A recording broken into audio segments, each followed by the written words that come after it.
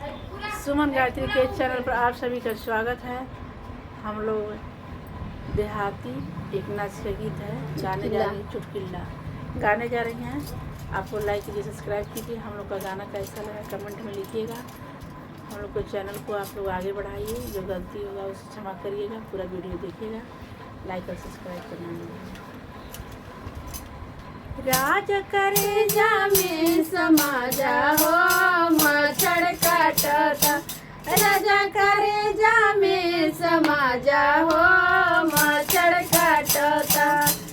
सासू के काटता ससुर जी के काटता, सासू के काटता ससुर जी के काटता। देवरा के चुम्मा लेला हो मच्छर काटता, हाय देवरा के चुम्मा लेला हो मच्छर काटता, हाय देवरा के चुम्मा लेला हो मच्छर काटता। राजा करे जामे समाजा हो मच्छर काटता, राजा करे जामे समाजा हो मच्छर काटता। बसरू के काटता जेठानियों के काटता, बसरू के काटता जेठानियों के काटता। हाय ननदियों के चुम्मा लेला हो मच्छर काटता, हाय ननदियों के चुम्मा लेला हो मच्छर काटता, हाय ननदियों के चुम्मा लेला हो मच्छर काटता।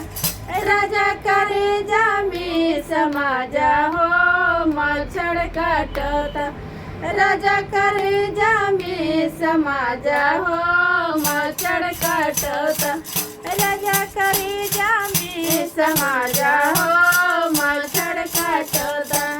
तेज पे काटता से जरियों पर काटता, तेज पर काटता से जरियों पर काटता।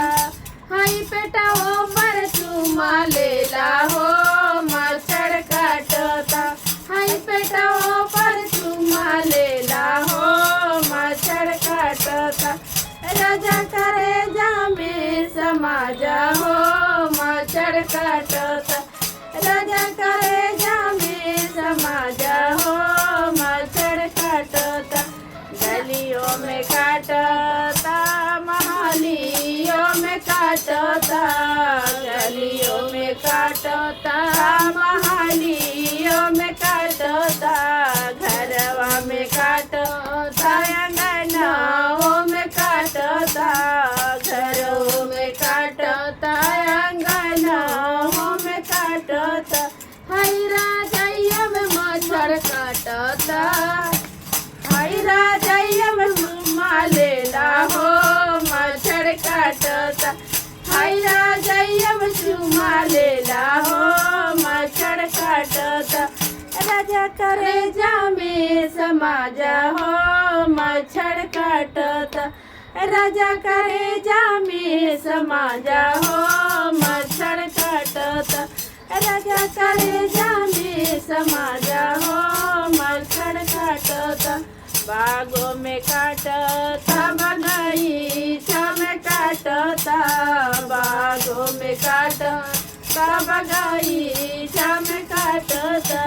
हाय गलवा पे चुम्मा लेला हो मच्छर काटता, हाय गलवा पर चुम्मा लेला हो मच्छर काटता। राजा करे जामे समाजा हो मच्छर काटता, राजा करे जामे समाजा हो मच्छर काटता।